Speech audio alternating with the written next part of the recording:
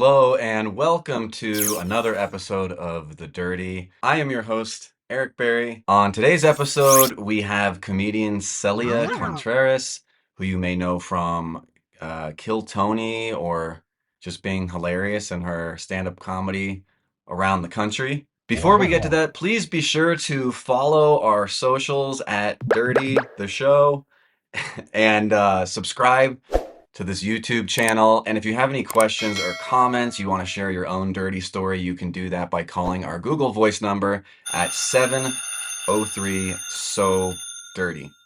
So I'm here in Mexico City, and I have to say, for the first time since I've been here, I'm feeling healthy. I'm feeling pretty good. We're entering the rainy season. So like every afternoon for 2-3 hours, it's been raining the last week, and that makes such a big difference with the air, you know? It's not dry, it cleans the air. You don't feel like you're just taking a toke off of a bus's exhaust pipe every time you breathe. That's made a tremendous difference. And also, I had some blood work done, and I found out that I actually had an iron deficiency. And, iron, obviously, with anemia and so forth, can make you feel tired, but also it affects your red blood cells and carrying oxygen throughout the body. So that could possibly explain why I had like shortness of breath and a cough exacerbated by the bad air here. Sorry, I'm not supposed to swear in the first 5 minutes of a YouTube video. Yeah, so I started taking iron pills, and like honestly, more than any antibiotics, antivirals, inhaler, air purifier, humidifier, those iron pills have seemingly made a huge difference. Good morning, starshine. Wow, that's good breathing. So I don't know. I'm feeling pretty good, and I've been going to the gym. Come on, check me out. Pretty swole, huh? No matter how hard I try, I have the puniest arms, but we're dealing with what we're dealing with here. Premiering a brand new 15 minutes of stand-up comedy tonight. It's a show where you pick a theme, and mine is about death, and I am woefully unprepared. So we'll see how that goes tonight. But more importantly, I'm here. Maybe more importantly, I don't know what's important in life anyway. I'll talk about that tonight. But right now, I'm here talking to you guys on this video. So Celia Contreras, I first met her when she moved to Austin about a year ago. And then as soon as I left Austin, she started having some Kill Tony appearances that were iconic. I think you are great. Your writing is fantastic. You got it all, girl. It is unbelievable. And I think really brought a lot of attention to her. Roseanne Barr gave her some mad props. I will talk about that with her in a bonus clip that I'm going to release later this week. But on this episode, we talk a lot about trauma, and I think Celia would agree that she's had a messed up family life, and we get pretty heavy into some crazy stuff, to be honest. We talked for close to an hour, so I had to cut a lot of stuff out. And I mean, Lord knows she didn't tell me everything, but yeah, there's some crazy stuff going on there. I think that's probably informed her dark sense of humor. I read a poster that said it's never too late to do the right thing. So I was inspired. I went home and tried to kill my sister with a coat hanger. So with that, let's get to today's episode. This is episode 4 we're on, featuring Celia Contreras. This is Step by Meth. Step by step, day by day, fresh start over. Let's see, a crazy story. And I'm still trying to work it into a bit. But one time when I got back from one of my martial arts class, there was a fuck pile of... hold on. Right, so what martial art are we talking about? Hapkido. What? I don't even know what the fuck that one is. What is Hapkido? Think if it's kind of like Krav Maga and jiu-jitsu, like standing jiu-jitsu, so like the arm barring and like elbowing people in the face, like from standing. Yeah. And it's like similar to Aikido, the shit that Steven Seagal did.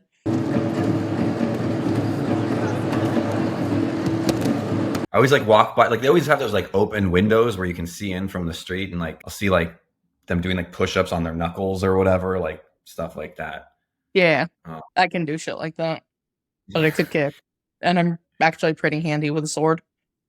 All right, Yeah. dude. You got to bring the sword to the next Kill Tony and do that on stage. That would. I don't think they'd let me take it with me, and also like my actual swords are in Arizona because they don't let you take swords on planes. Fucking Yeah. 9/11 ruined everything. Tell me you're from New York without telling me you're from New York. Oh no, not again. So you're leaving this martial arts class. And yeah, I get home in the living room. My mom was at work or somewhere, but there was the door was wide open to the apartment. We lived on the first floor across the street from the martial arts studio. And I walk in with like my bag and like my no, I didn't have my sword that day. There was a broom next to the whatchamacallit, the doorway. But in the middle of the living room was 5 naked homeless men piled on top of each other just having an orgy. You know what that's called when they do that in there? It's called a soup kitchen. And it was my Wait. last stepdad's friends. And I get mad. So you, like the door was open, so you knew like something was wrong. Someone broke in or something. Not necessarily something was wrong, because like sometimes the door would be open for various reasons. Like my mom thinks that when the smoke, like my mom was a good cook, but sometimes she'd zone out and there'd be like smoke, like the fire alarm going off, but like getting the smoke out of the house. Yeah. So I thought it could be something like that, but I see the door open and like I'm walking and then I just like see where the couch is and then I see all the homeless dudes on top of the couch in the living room and they're just fucking each other. Okay. So I have so many questions. So like, was your mom's stepdad homeless or he lived there? He lived there. He stopped being homeless the day they went on their first date. He came over and he never fucking left. Oh Okay. no, he did move to the various apartments we got thrown out of because my mom wasn't paying rent. She was buying him shit. Right. And then like I had a job and I was pissed off because it's like, Mom, why didn't you tell me we didn't have rent money? It's like, I'm the mom. It's my job to take care of you. It's not your job to pay the bills. And I'm like, yeah, but you're not doing the fucking job and I don't want to be homeless again. Right. Yeah. And then she slapped me. Okay. I'm sorry, there's so much. I'm trying to keep it succinct, but there's so many directions we could go here. Sorry for everything that you've endured in your life. But so were these all men or was this men and women? All men.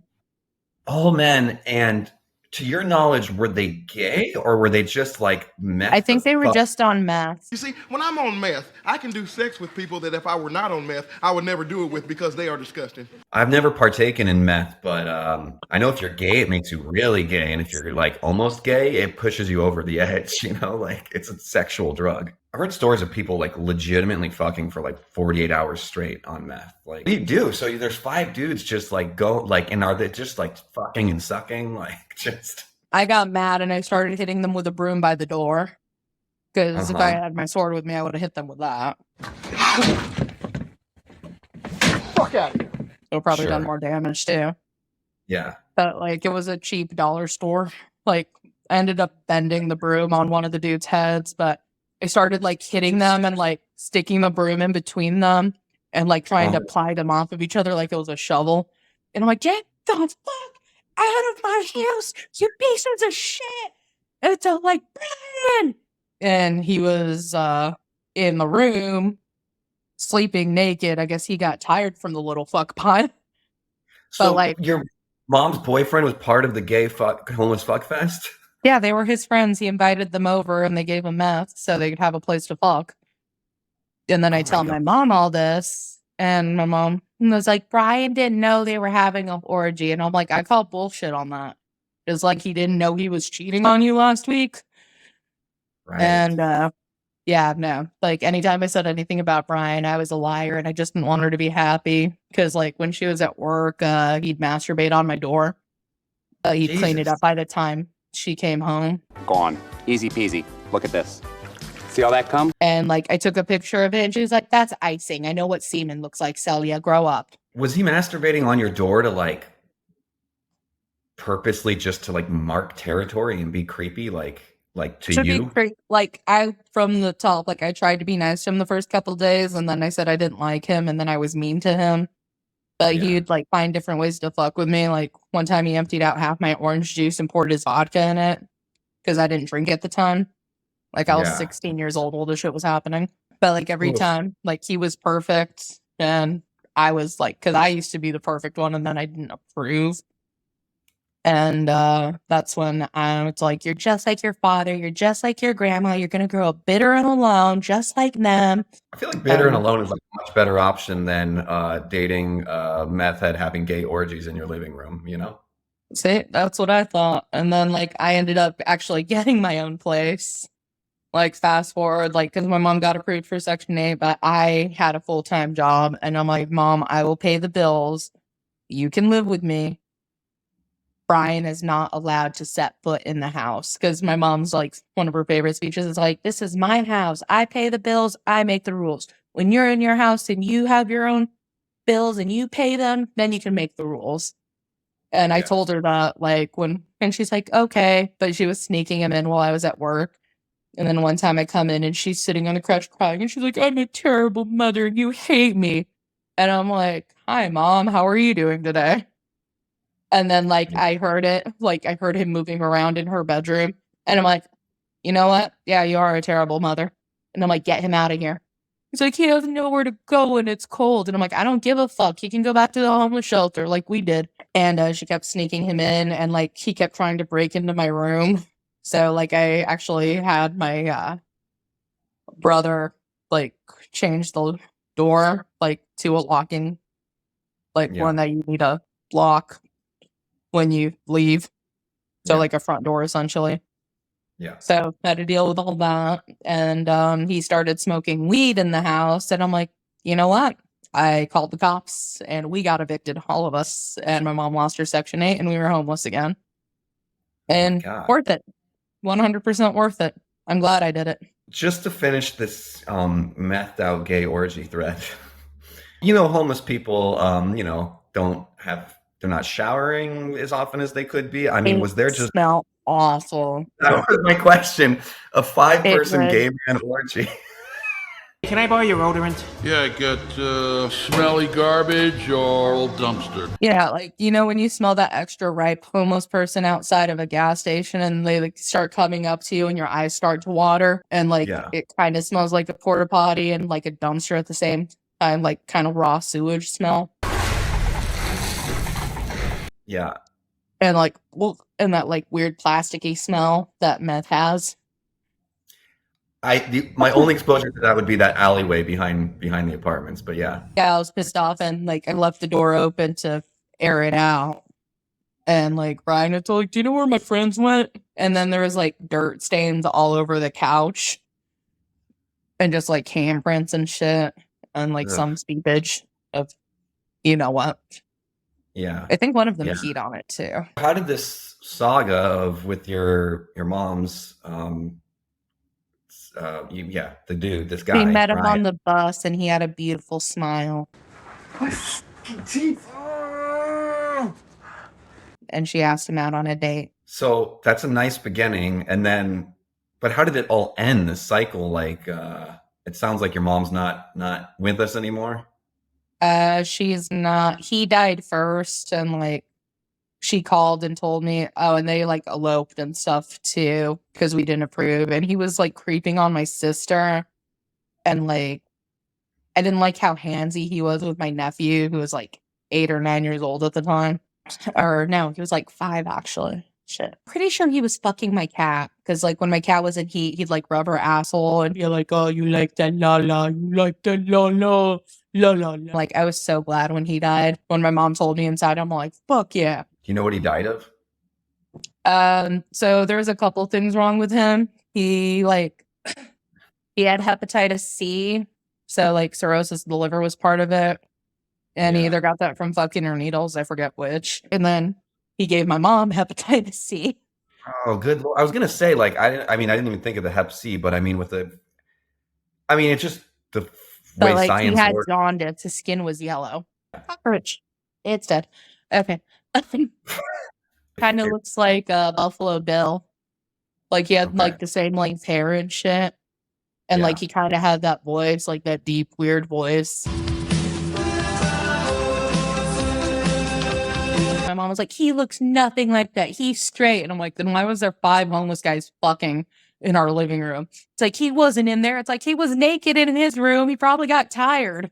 Yeah, and I feel like if you're inviting over your 5 friends for that particular, um, you're on board with what they're doing. You know what I mean? And I remember when I first went out on my own and was living in the RV, I told my mom, I can't keep getting evicted. I can't keep being homeless because of Brian and you. And I'm all like, if Brian's gonna move into this next place, I'm moving somewhere else. She's like, well, that's your decision, baby bear, and I understand, but it makes me sad that you'd rather live alone than be with family. And I think that was one of the few things that really triggered my depression. And when I started getting suicidal, I'm like, my mom would rather be with a homeless meth head than live with me. Right. And it's all like, fuck. And I'm like, what does that say about me? And then his bipolar disorder, you can take something small and then you make it bigger, and you just it's essentially just grabbing an anvil and sinking lower and lower.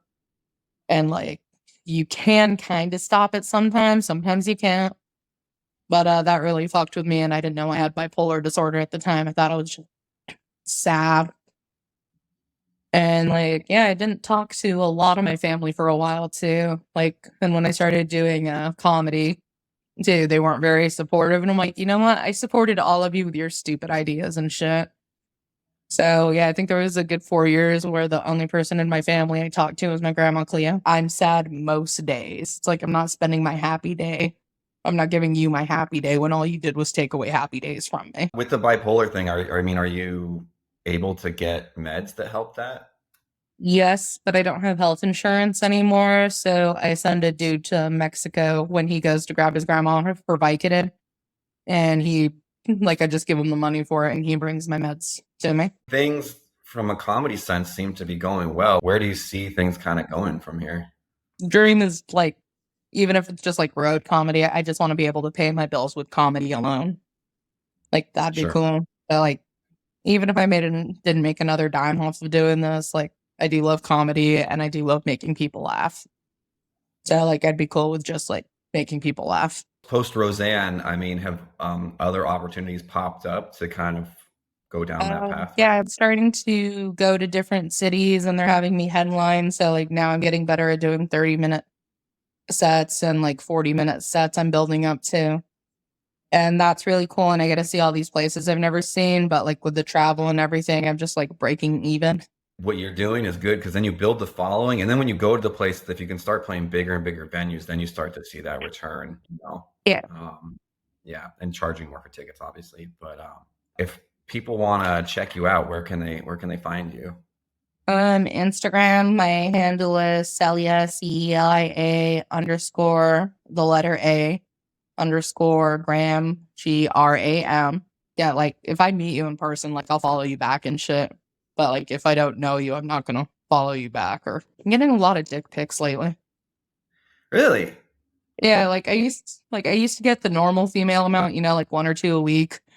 And some days I wake up and I'm like, oh, okay. It's all hi, funny lady. It's I love your comedy. Yeah. It's you and me have sex. And it's some dude from Sri Lanka, and that dude had a piece on it. I'm like, good for you. It's damn. It's bending over with its own weight. Oh my god. Girl, I just received an unsolicited dick pic. Let me see. Dick. Is there any context in which something like that would ever work? Be appealing for you? I'm actually pretty open-minded, but if you're fucking annoying about it, it's all yeah. Because there's this one dude, it's I want to fuck your rolls, and I'm not gonna judge you. And he's close by and lives in Dallas or Houston or wherever. And it's I guess so, but then he kept messaging me. He's hey, can you talk dirty to me right now? And it'd be okay, I don't know what the fuck you think this is, but if you want me to spend this much time on you, I'm gonna need you to cash out me some money. I would love to be a hooker. I really would.